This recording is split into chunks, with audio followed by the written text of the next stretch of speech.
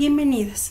A continuación se resuelve el ejercicio 24.63 de Szyr-Szymanski. El siguiente diagrama es un circuito eléctrico mixto, es decir que el circuito posee conexiones en serie y en paralelo, donde los capacitores del 1 al 9 tienen un mismo valor de capacitancia, excepto el capacitor 4 y 5 que tienen el mismo valor entre sí. El ejercicio nos pide calcular la capacitancia entre los puntos A y B. Conociendo la diferencia de potencial entre A y B, determinar la carga en el capacitor 1, 4 y 7. Finalmente, con la misma diferencia de potencial entre A y B, encontrar la diferencia de potencial entre los puntos C y D. El capacitor 3, 6 y 9 se encuentran en una conexión de capacitores en serie. Para cuantificar un capacitor equivalente de dicha conexión, usaremos la ecuación 1. A este capacitor lo notaremos como capacitor A. Así que por 1 tenemos la siguiente ecuación, de donde despejamos C sub A, luego sustituimos los valores conocidos y operamos, obteniendo el valor del capacitor A. Ahora el capacitor 5 ya se encuentra en una conexión de capacitores en paralelo. Para encontrar un capacitor equivalente al respecto que notaremos como B, usaremos la ecuación 2. Así que por 2 tenemos la siguiente ecuación. Luego sustituimos los valores conocidos y operamos obteniendo el valor del capacitor B. De manera similar que en el caso del capacitor A, procedemos con la determinación del valor del capacitor C, ya que es el resultado de una conexión de capacitores en serie. Y para calcular el valor del capacitor D, procedemos como en el capacitor B, debido a que es el resultado de una conexión de capacitores en paralelo.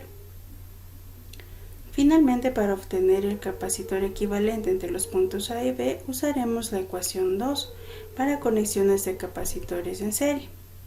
Luego despejamos C sub Q, sustituimos los valores conocidos y operamos obteniendo dicho valor. Por el iterario anterior conocemos el valor de la capacitancia equivalente entre A y B, y como hipótesis conocemos la diferencia de potencial entre los mismos puntos. Recordemos que los capacitores tienen la capacidad de almacenar energía en forma de carga eléctrica, entonces usando la siguiente equivalencia tenemos la siguiente ecuación, donde sustituimos los valores conocidos y operamos obteniendo la carga total del sistema.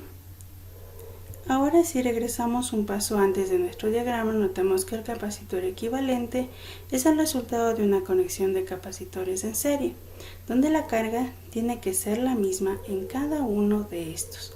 Por lo tanto, la carga total es la misma en el capacitor 1, 7 y D. Y ya que el capacitor D se formó de una conexión de capacitores en paralelo, usando la siguiente equivalencia, determinamos el valor de la diferencia de potencial en el capacitor D, que debido al tipo de conexión de donde procede, el capacitor 4 como C tendrán el mismo valor de la diferencia de potencial. Y finalmente, usando la equivalencia de la capacitancia respecto a la carga, obtenemos la carga en el capacitor 4.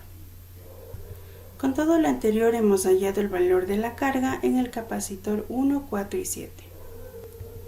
En el iterario anterior determinamos la diferencia de potencial en el capacitor D y posteriormente concluimos que la diferencia de potencial en el capacitor D es la misma para el capacitor 4 y C, debido a que el capacitor D es el resultado de una conexión de capacitores en paralelo. Ahora, por la primera equivalencia de la capacitancia, determinamos la carga en el capacitor C. Debido a que este capacitor es el resultado de conexiones de capacitores en serie, la carga en C es la misma en el capacitor 2, B y 8. Por lo que usando la equivalencia de la capacitancia respecto a la diferencia de potencial, en el mismo capacitor B obtenemos la diferencia de potencial en el capacitor B, el cual es la diferencia de potencial entre los puntos C y D como se quería.